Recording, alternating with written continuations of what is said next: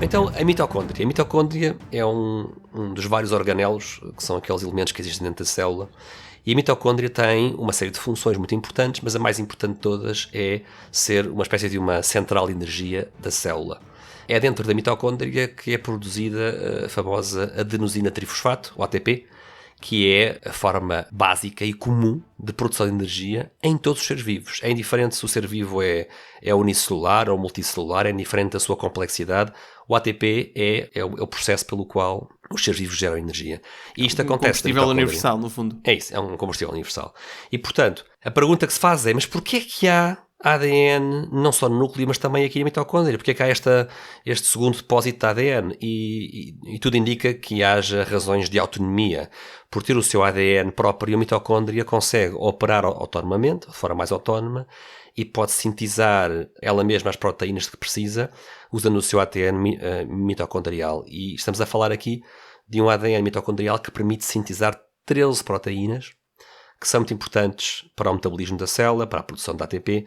Portanto, é como se esta fábrica de energia tivesse o seu próprio projeto, não é? Independentemente do núcleo, aonde está naturalmente o maior volume do nosso código genético, é no núcleo. Embora haja alguns seres vivos, não é o nosso caso, mas há alguns seres vivos em que parece que este ADN mitocondrial se tem gradualmente transferido para o núcleo, ou seja, tem passado. Há alguns seres vivos em que isso tem acontecido, e portanto, ou seja, isso também dá a entender que é possível passar esta função para o outro lado, não é obrigatório que ela esteja aqui, mas no nosso caso é o que acontece, não é?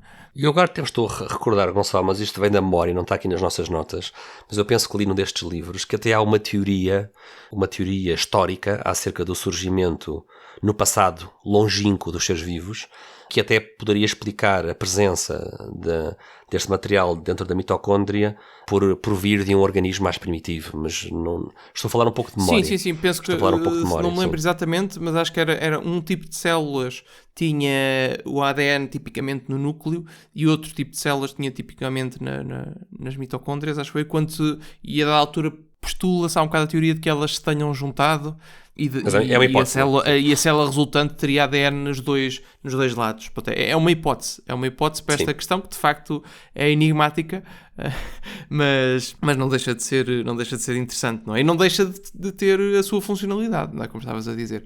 Sim. E no fundo há pouco estávamos a dizer que as células do nosso corpo contêm o nosso genoma.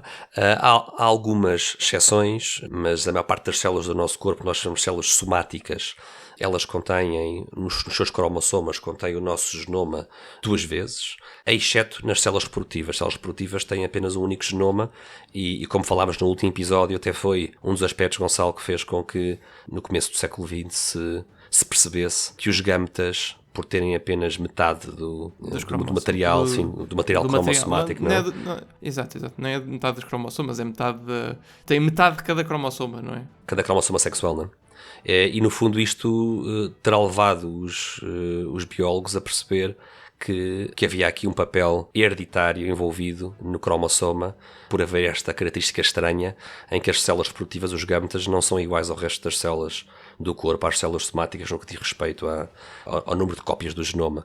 Mas depois também há aqui uma característica interessante, é que há células no nosso corpo que não têm material genético, ou melhor, depois de formadas, destroem o seu núcleo e perdem o seu genoma. Aqui na preparação do nosso episódio estávamos a ver que isso acontece, por exemplo, com as hemácias, que são as células que viajam na nossa corrente sanguínea, que transportam oxigênio, e há aqui uma lógica de maximizar o espaço disponível para o oxigênio, ou seja, elimina-se o núcleo para que seja possível transportar dentro da hemácia o máximo possível de moléculas de oxigênio. Não é o único exemplo, não é? Em geral, as células todas têm o código todo, exceto casos particulares, por questões de funcionalidade, no fundo descartam depois de serem produzidas, não é?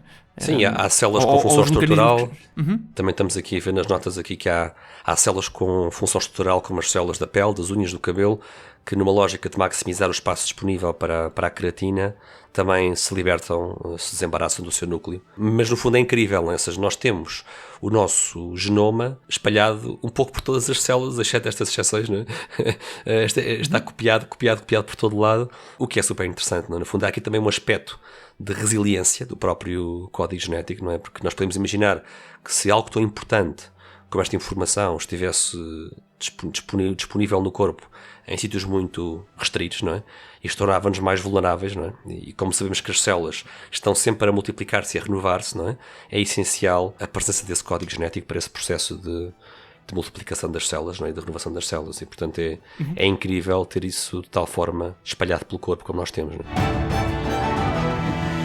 Olá a todos, esperemos que tenham gostado do excerto desta nossa conversa. Se quiserem ver o episódio completo, temos o link na descrição. E se gostam deste conteúdo, não se esqueçam de subscrever, por gosto e partilhar. Obrigado e até à próxima.